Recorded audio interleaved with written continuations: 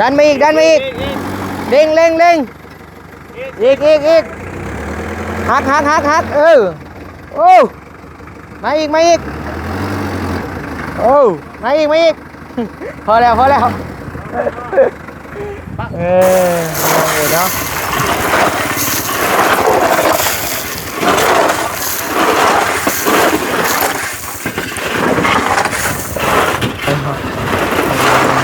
ขอบใจเด้อขอบห่อหลายๆขี่รถปลอดภัยทางโค้งห้ามแซงชื่อไปเลยอย่าให้กินดังท่านนี่หนาเด้อโอ้ขักเนาะโบได้ลูกน้องเราได้ใจเลยได้โอ้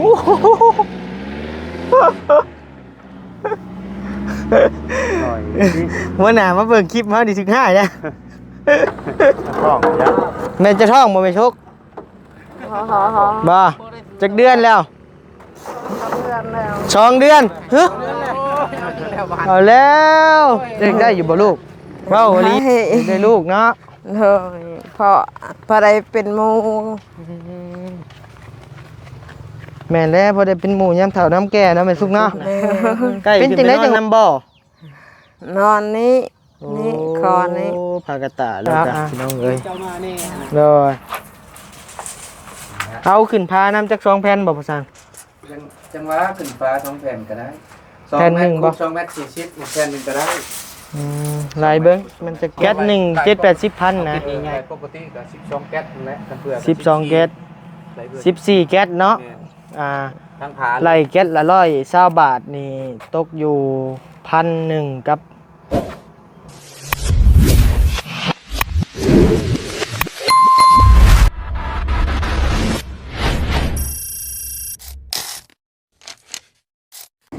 มาพี่น้องเอ้ย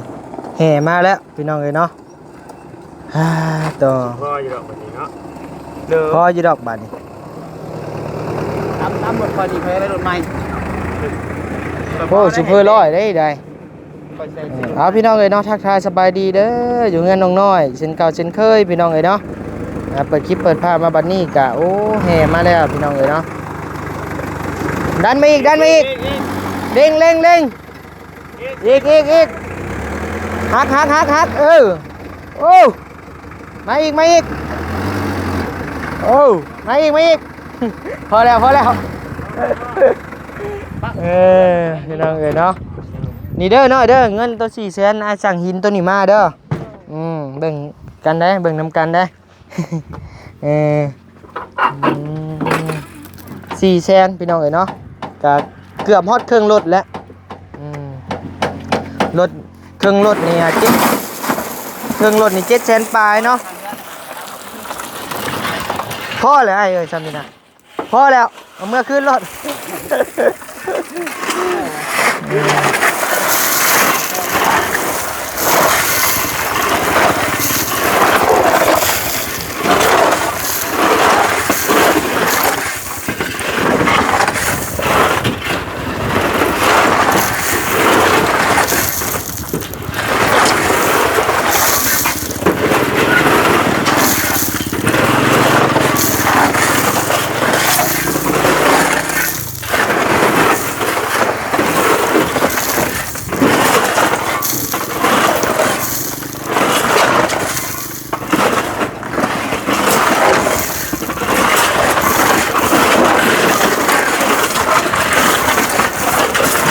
มาลงแป๊บเดียวเนาะเค็ดแขวนั่นเลย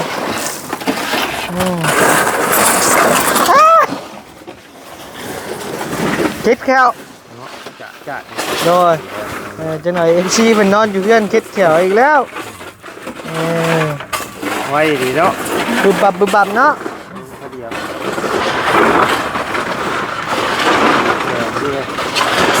เอาหย่ออยู่อ่ะ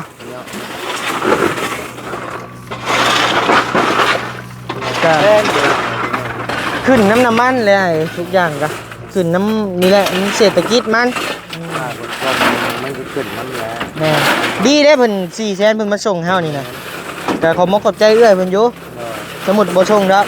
ไผก็บ่ส่ง เฮาก็เคยใช้บริการเพิ่นเรื่อยแล้วเพิ่น โดย มาให้ แม่น คันแบบว่าเฮา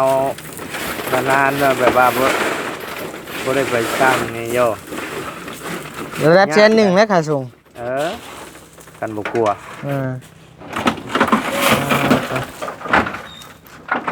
แต่คอยสิสร้างไม้กับเพื่อนน้องอึ้งน้องกันตอนนั้นเพิ่นยังบ่ไปส่งให้ บ่ไป ห เหรอ น่อย ขอบใจเด้อขอบคุณขอบห่อหลายๆขี่รถปลอดภัยทางโค้งห้ามแซงให้ ชื่อไปเลย อย่าให้ติดดังอย่าให้ติดดังท่านตีหน้าเด้อ โอ้ขักเนาะบ่ได้ลูกน้องเราได้ใจอีหลีได้โอ้โห หน่อยสิ มื้อหน้ามาเบิ่งคลิปเฮาดิถึงหายนะ เวลาเราเบิ่งอยู่จักดิ แล้วเบิ่งอยู่แล้วว่ะห่านในกล่องโค้งเห็นบ่ แม่น เออ ห่านเอื้อยแล้วแหละห่านอ้ายแล้ว แม่นห่านเอ้ยนี่แล้วอันนั้นอยู่แต่ห่านในนี่ข่อยเคยไปสร้างไม้แล้วบ่เราว่ามันไกลเราบ่ชง อืม มันบ่คุ้มอะนะแบบว่า โดย เราสร้างบานประตูวงกบลำอันนี่แล้วก็เล็กน้อยเนี่ยเราบ่ไปแล้วอะ โดย มันบ่คุ้มน้ำมันนั่นแหละพี่น้องก็เข้าใจอยู่ โดยอ้ยอเข้าใจแหละพี่น้องเอ้ยเนาะเข้าใจเรื่อง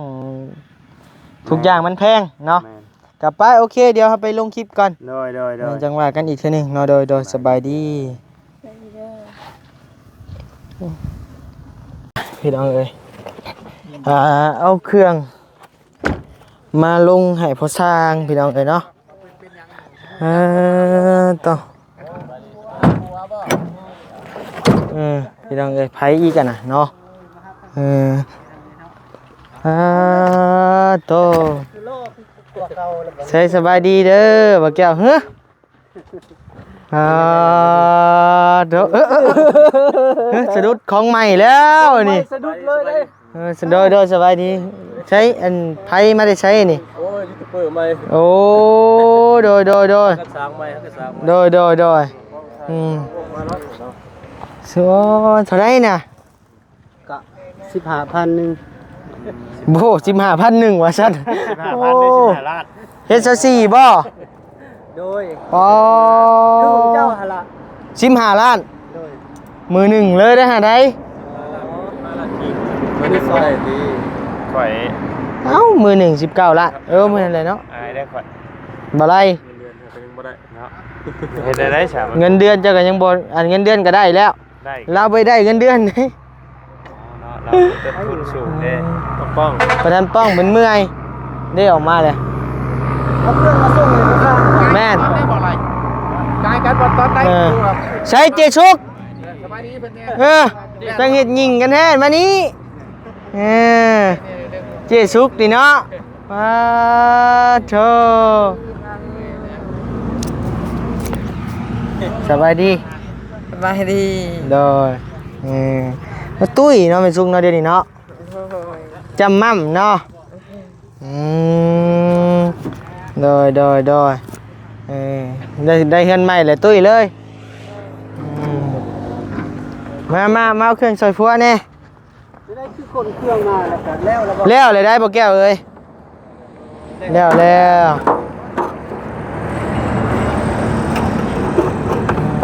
ไม่ซุกแล้วตุ้ยน้อยเนาะ ป้องจ้ะ แม่จะท้องบ่ไม่ซุก บ่จักเดือนแล้ว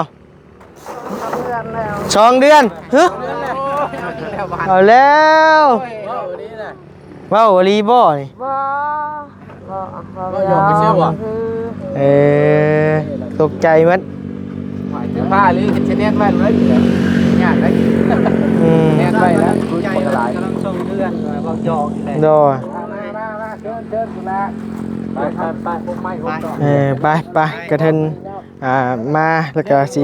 เยี่ยมเลยพี่น้องเอ้ยเนาะหมดแล้วบ่แก้วเลยโดย ใช่มาสร้างเราเดือนบ่มีเคสบ่ เห็นเฮือน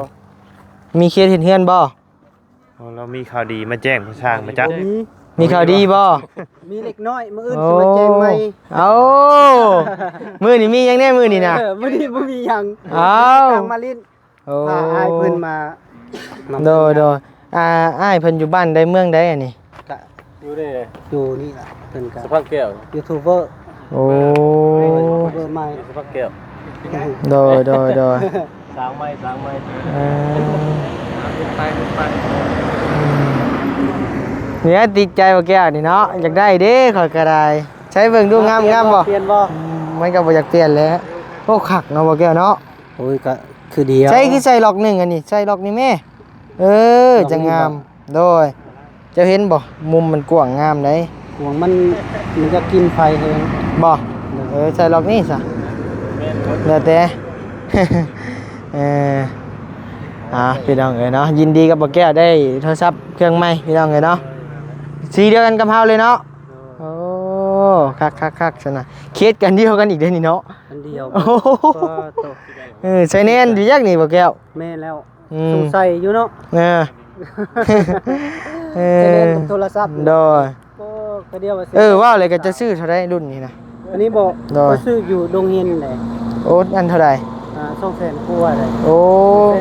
200,000 ซื้อเขาเนี่ยก็เอาฮักเลยของเขานะ ซื้อบ่มี ซื้อ อยู่หานอ้ายเฮา มีบ่ อ้ายครับ เอาให้เขาอันหนึ่งเด้อ โดย โอเค เมื่อใดจะสิมาเอา มือพ่อกันก็ได้ น่ะ โอเคอันนั้นก็สิส่งหาเด้อ โดยบ่ใช่กับ โดย อ่าได้รถเอาเลยรถโดยช่องนี้ได้ซื้อช่อง เบาอ่อนคือแล้ว โดยบ่าวออนออนไลน์เนาะ เบาอ่อน บ่าวออนชาแนลโดยไปพี่น้องป้ามีแต่เขาเวียกเขางานพุ่นแหละครับป้าพอช่างเมื่อเฮือนบ่ดูมันขยันเพียรพี่น้องเลยเนาะหาเฮ็ดนั่นเฮ็ดนี่แล้วก็ได้เบิ่งพี่น้องเลยทั้งบัดนี้สิพาพี่น้องมาย่างเบิ่งเฮือนเบิ่งซ่านพอสร้างก่อนโอ้มื้ออื่นเนาะพี่น้องเนาะทางพอสร้างว่าสิขึ้นโค้งเด้อพี่น้องเด้อเนาะเป็นจังได๋ก็จังว่าติดตามเบิ่งนำกันเนาะพี่น้องเนาะถ้าว่าวันนี้มีโอกาส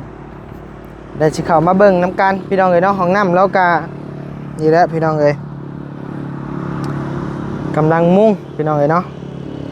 ยังเรื่องสังกะสีบ่นั่นนี่แหละเราอะจังว่ากันอีกทีนึงนะพี่น้องเนาะเพื่อนแล้วนี่ก็1 2 3 4 5 6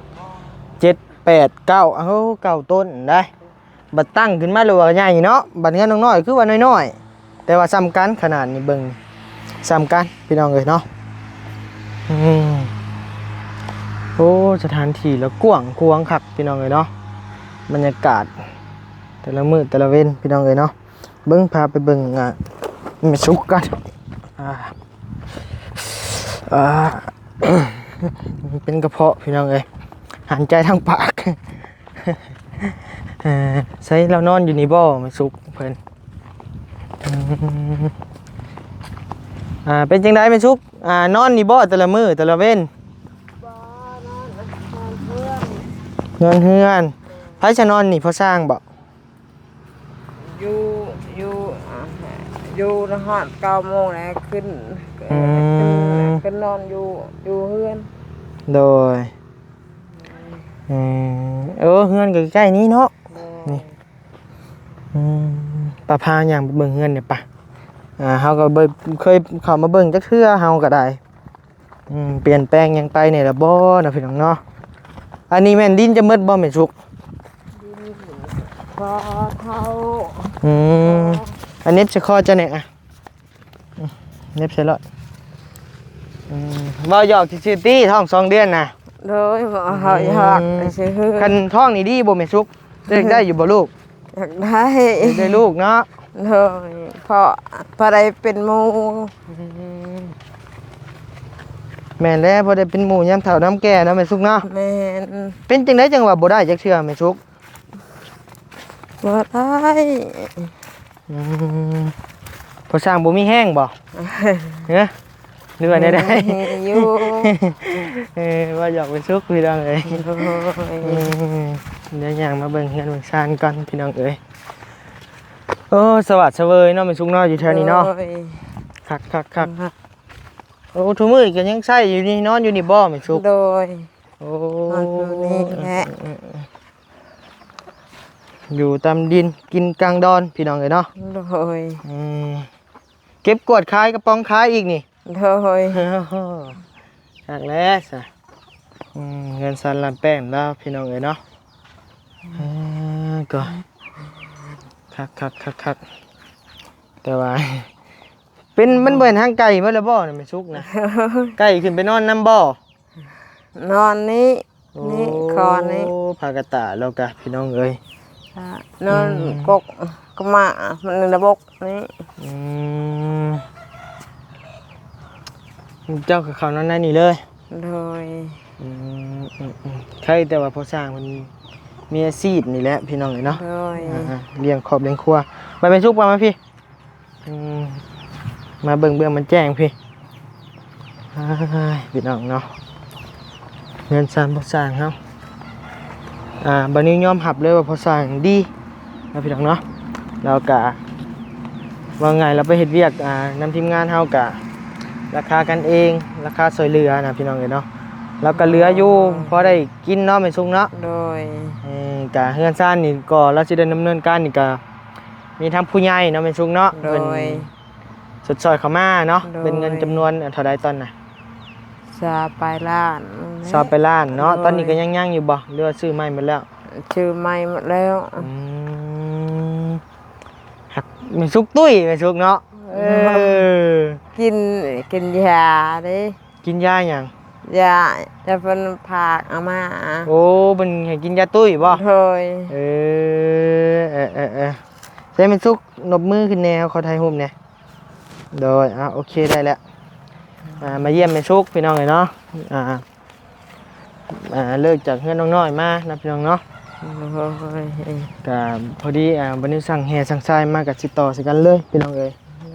ป้าแม่ซุกป้าไปผูกป้าเฮ็ดเวียกเฮ็ดงาน โดย เจ้าก็อยากได้ลูกเนาะแต่บ่ได้จักเทื่อ โดย คือว่าได้ยินว่าสิอันไปหับลูกเลี้ยงลูกหยังลูกบุญธรรมมาเป็นจังไดได้อยู่บ่ ถ้าเบิ่งเดินคอดมันแหละเดินห้า โอ้ตอนนี้เพิ่นยังบ่ทันคลอดเนาะ โดย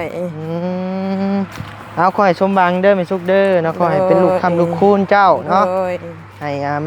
มานี่แหละใหญ่โตมากก็ให้มาสั่งมาซา โด น้อง ย เอ้ย ดีใจนำบัดนี้ก็ได้ แต่ว่าเจ้านี่ยังสิ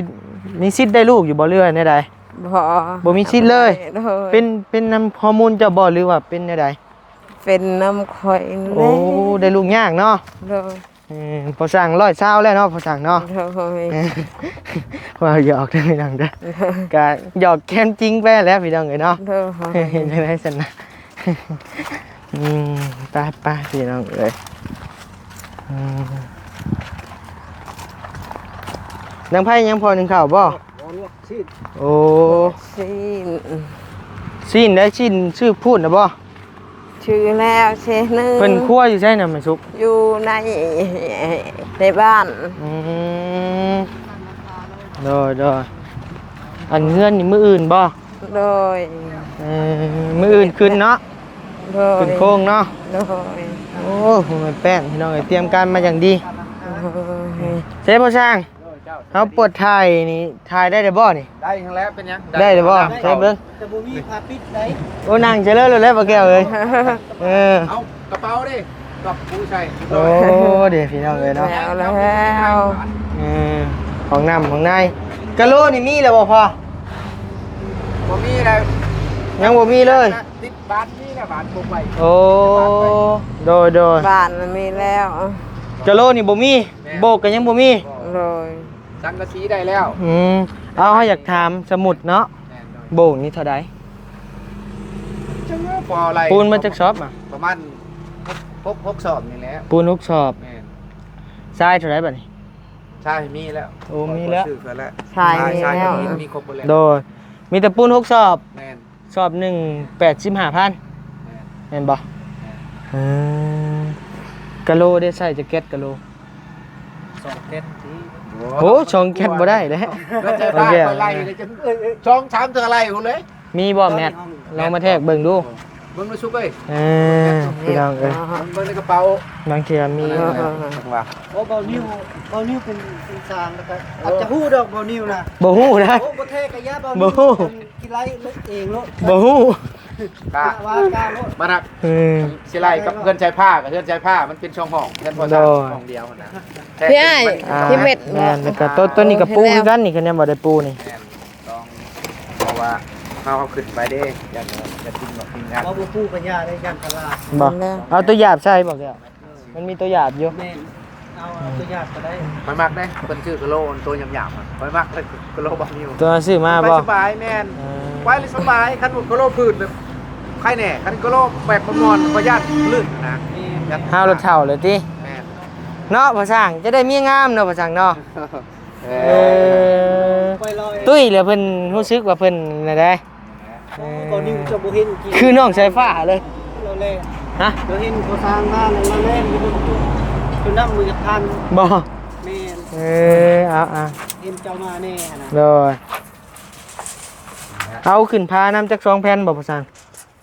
จังหวะขึ้นฟ้า2แผ่นก็ได้ แผ่นหนึ่งบ่ 2 เมตร40อีกแผ่นหนึงก็ได้ ลายเบิ่งมันจะเก็ต เอาเก็ดใหญ่ๆเลยเก็ด โดย40เซน ตาช่องแสง บ่แก๊สหนึ่งมีแต่8 70,000 80,000นึงได้บ่แกเอ้ย บ่ได้เก็ดใหญ่นะตัวนี้ใหญ่กว่าอันนี้ โอ้มันใหญ่โพดอะนะ เฉพาะตัวนี้ เอา40คูณ40เนาะพ่อช่างเนาะ แม่น ตัวนั้นบ่ แก๊สหนึ่ง70-80,000นะ รายปกติก็12แก๊สนั่นแหละกันเพื่อ 12แก๊ส14แก๊สเนาะทั้งผา ไล่แก๊สละ120บาทนี่ตกอยู่1,100กับ400 500บ่เกิน1,500บ่ แม่ ประมาณ1,500แหละกะโลอย่างเดียวพี่น้องเอ้ยเนาะมัน1,500ถึง